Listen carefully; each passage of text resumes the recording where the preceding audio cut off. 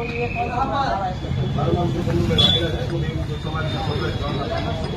મારા સમાજની માટે તળાજા તાલુકાની અંદર આ બનાવ બન્યો છે અને કાલની આ લાશ અહીંયા પડી છે કે અમને ખરેખર ન્યાય મળવો જોઈએ કે અમારો છોકરો આપઘાત નથી કરે. રાજી ખુશીથી ઘરેથી ગયો છે એટલે રાજી ખુશીથી પાછો ન આવ્યો. અમને એવું લાગ્યું કે આ માણસ કે કટવાનો હશે, ગોતવા ગયા અને ગોતવા ગયા એટલે ગાડીની બંધ બોડીમાં એની લાશ પડી હતી.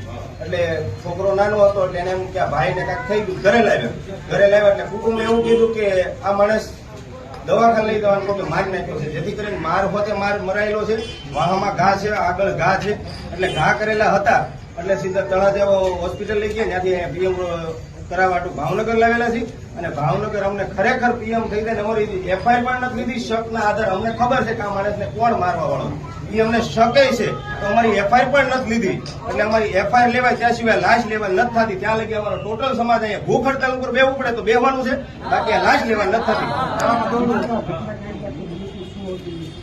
ઘટના એવી છે કે છોકરો ભાડે ગયો તો ખટારો લઈ ગયો અને પાછો ન આવ્યો એટલે ગોતવા ચડે ને ખટારામાં લાશ પડી હતી.